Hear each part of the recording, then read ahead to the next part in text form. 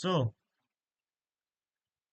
there is this one question which always comes up to almost every sadhak's mind, that how to look at their Isht as the topmost deity, right?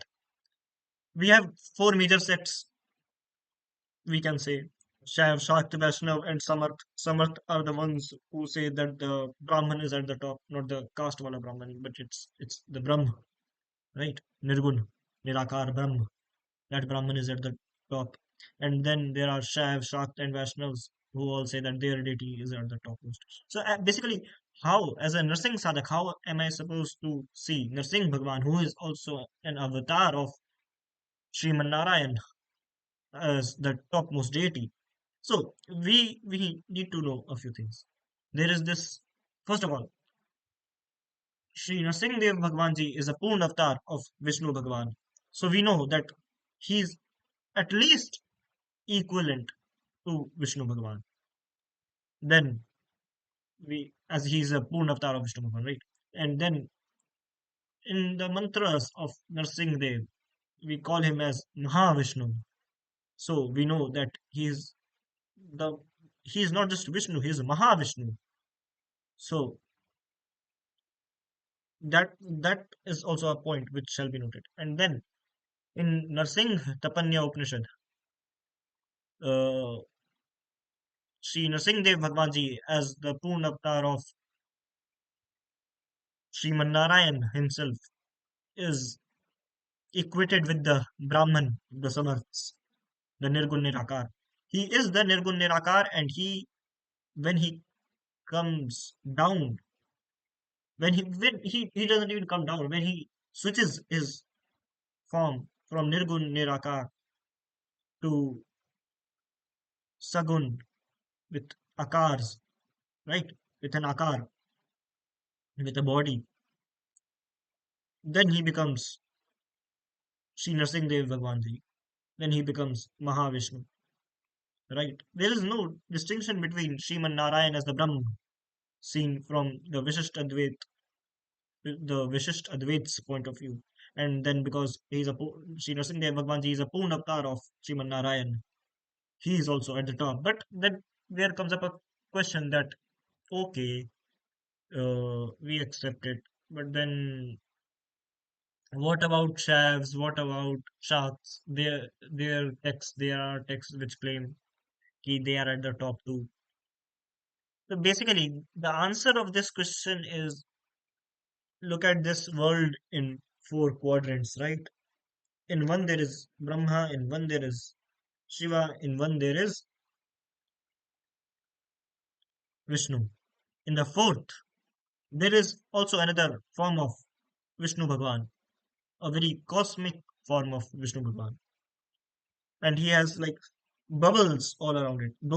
All of those bubbles are like universes. So basically, he is floating between multiverses, and in each one of those universes, there is a Vishnu, there is a Brahma, there is a Shiva, and obviously there is a Shakti.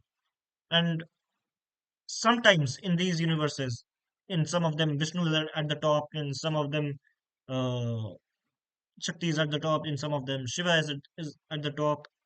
And whenever he breathes in, the universes come inside him, and whenever he breathes out, they all from the pores of his skin they come out. So that's that. And and then basically, whenever these universes then come out again, there's this the rules might be changed. The rules can get changed. Then the Shiva in one universe, when there was Vishnu at the top, and then it comes again inside Sri Mahavishnu, and then goes out, and then Shiva might be at the top there. So yeah, the rules can get changed from time to time. In different kalpas, the story gets altered a little bit. It is a leela. It is his play. He is doing that, right? So the major crux of the story always remains the same, but obviously a little bit of things change. So that's that. But we, us as Vaishnavas, we should see Sriman Narayan at the top. And as Sri NarsinghDev Bhagwanji is a Purna avatar of Sri Mahavishnu, uh, he is a Purna avatar of Sriman Narayan and Narsingh Tapanya Upanishad also claims that. In Rig Veda also there is a line which says basically when I loosely translate it, it says something like the form of Vishnu which roars as a beast in forests or something like that. So that's basically talking about Sri Narsingh Bhagwanji, right? So yeah, we have scriptural proofs. We have Sri Narsingh Puran also. We have scriptural proofs that he is the Brahm, he is the Purna avatar of Sriman Narayan. So yeah, we as Narsingh Sainiks can see that although other sampradayas might see their deities at the top, to them they can be at the top. To them he can present himself as Shiva. He can present himself as Shakti, right? He can take any akar and he takes different akars, he takes different roots. I am also him only, right? Everyone is him. Realize that even Indra is him. Everyone is him. Based on the collective consciousness of a civilization, these deities, basically he who comes down in these various forms of these deities, Indra and all, they also change their forms depending upon the collective consciousness of a civilization. To Egyptians, these deities came in a different form. To us, they came in a different form. To the Greeks, they came in a different form. To the Nordics, they came in a different form, right? So yeah, that's that. Uh, Depending upon the personality of a civilization, they come in a different form. And as for an individual too, he comes in a very specific form. That okay, you know who my ist is, obviously, right? But no, you do not. There are nine forms of Narsimha, right? Nav Narsimha, and you do not know which form exactly is my ist. You can just guess. But he took that specific form for me, right? Based on my personality, he became my ist in that form, right? So depending upon someone else's personality, he can be his ist in the form of Shiva too, right?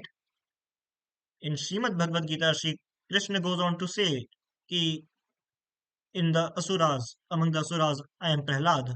Like जहाँ जहाँ पे best you see something, that is him, and also everything else is him too. But जहाँ जहाँ पे भी best की बात in Gita when he goes on to say that. So yeah, वहाँ पे what does he say in Rudras? He is Shankara, right? So yes, that's that. He is everything. He can come as any form to anyone depending upon his personality. So we do not need to disrespect anyone else's beliefs, anyone else's ist. We need to know that our ist, who is Sri Narsingh Dev Bhagwanji, took this another form and became this X person's ist because that X person is of that personality that he needs our ist in that form only, right? Understand that. Never disrespect someone else's ist. But always realize who your ist is and how important he is to you.